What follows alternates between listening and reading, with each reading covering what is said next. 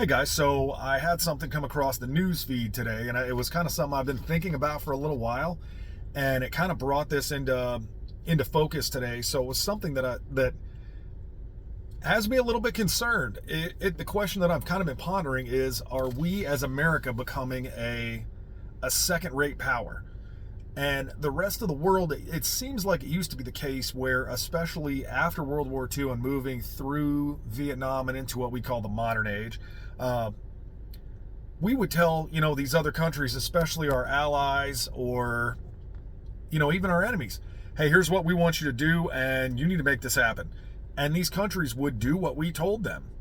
They would follow up with whatever plans we set in motion, and it just doesn't seem like that's the case anymore. You've got the Germans making a lot of overtures toward the Russians, even though the entire NATO system is supposed to be in unison when it comes to these things.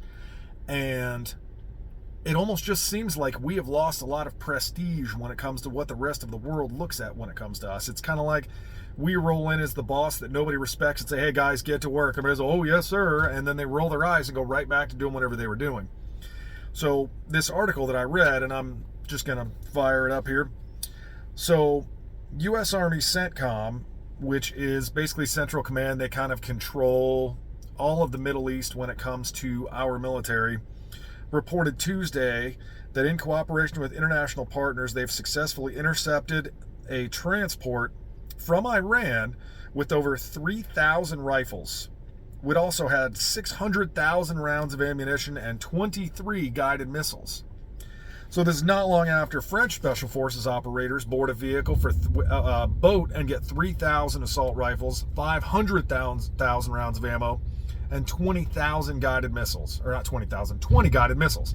So you're looking at two different instances where basically what our government is saying is that Iran is just basically wholesale sponsoring terror, where anywhere they can do damage to us and our partners, they will absolutely do it.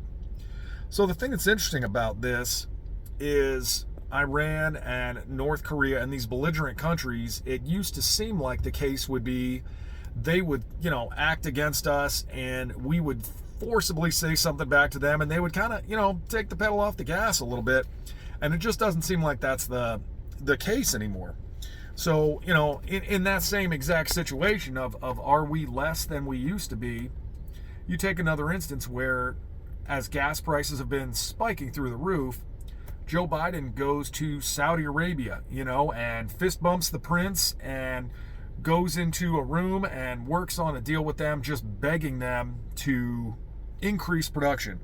So they basically went in the little room, got their little deal, and then he comes back out of the meeting and says, oh yeah, I talked to them and they're going to increase production and they're going to do exactly what we need them to do.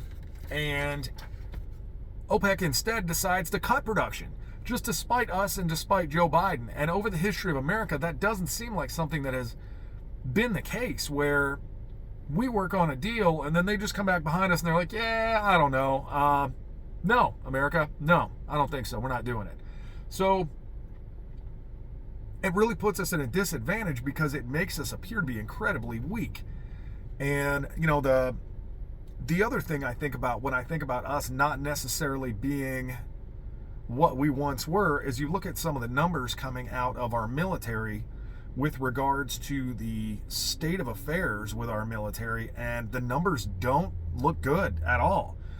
Some of the numbers we've got here. So in the year of 2022, the U.S. Army fell about 15,000 soldiers short of its recruitment goal, they confirmed, despite their frantic efforts to increase numbers to deal with future threats. So about 15,000 soldiers too short. And I can tell you from personal experience, the number of quality soldiers that are leaving the military is increasing exponentially because people just don't want to do the job anymore. They're being forced to get certain things where, you may fall wherever you fall in the vaccine situation. That is everybody's, hot button topic right now. But, you've got perfectly fit to fight soldiers who are getting kicked out of the military over this sort of thing. So another one, the U.S. Navy.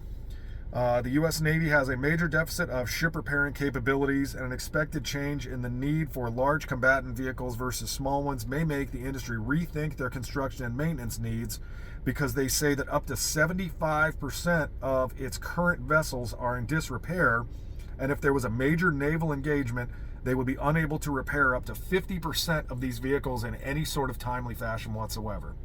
So now you're saying we don't even have the biggest Navy in the world anymore, and even with the Navy we have, there's a strong likelihood that if we get into a fight, we will be unable to repair our own vehicles. Think about World War II. You know, you've got the USS Yorktown, I think it was, that prior to Midway was nearly destroyed. And they were able to get it back to its ability to get back into the fight in like 2 weeks using some steel and some plywood. And now we can't even do that. We can't even bring our own, boats back to fighting strength anymore. And we're admitting it. So my next thought with that too is you look at the U.S. Air Force. So they admitted about 3 weeks ago that they're 1,650 fighter pilots short. That's a lot of airplanes and a lot of dudes that we just don't have. So they've basically recalled retirees to fill these positions. So now we're saying, hey guys, we know you retired. Good news, bad news, you can still sort of be retired, but you got to come back. What does that say about our fighting strength? You've got some of these foreign countries that are 100% in direct opposition to the United States, and we can't even man our aircraft. And you mean to tell me we can't find people who want to fly these amazing 5th generation fighters like the F-22 and the F-35? That's crazy. And a lot of it has to do with our leadership within the military and our leadership at the government levels, where flying these things and being in the military is not cool anymore. It's not what we push. Now we're pushing like, yeah, be a video game developer, or make sure everybody's special. You can be a CEO too. What happened to the people that want to fly these jets and the people that want to fly helicopters, which are awesome, and all these sorts of things? Like you don't see the younger generations following these things through, and that's why the numbers are so bad. And really the big thing that I think about when it comes to you tie all of these things together is we have ineffective leadership at the highest government levels, where we are more concerned about hurting people's feelings than protecting America. We are so focused in our foreign policy with not hurting people's feelings and appearing to be a cool, benevolent country that we've kind of lost the edge, where people are afraid of us anymore. Because you look at Iraq and Afghanistan and some of our other foreign policy situations, and it just doesn't appear like we have a plan in place for how we're going to navigate the world stage anymore. You look at the deal going on right now with the Ukraine. So we're sending billions and billions of dollars to Ukraine, both through money and material aid and training. And what we're really doing is we're helping Ukraine, absolutely. But what we're also creating is a much more unified Russia and China, where Russia and China just agreed not long ago on a $1.5 billion oil pipeline that's going to run between the two countries. And if you look at the peers that we have, we really don't have any peer enemies other than China. And if you put Russia and China together, because we're creating these bonds, we're openly supporting Ukraine, and it's allowing both of them to form these agreements and these situations that are going to lead to both of them ganging up on us, because they both hate us. And we're only widening that gap by saying, hey, okay, we're going to send M1 tanks and Bradley fighting vehicles on top of everything else we've already sent. And the situation's going to come to a head where we don't have people to fly these aircraft, and now you have two major powers who both hate us. So I'm really curious to see if you guys agree with me and kind of think we're on track with this, or if you think I'm totally off and it doesn't matter, we're America and nobody can touch us. So throw me a comment in the comment section and tell me what you guys are thinking, and I'd really appreciate it if you haven't subscribed to the channel. Go ahead and subscribe, and I keep making more content like this and talking about the things that I'm seeing in the news today. So let me know what you guys think and have a great day.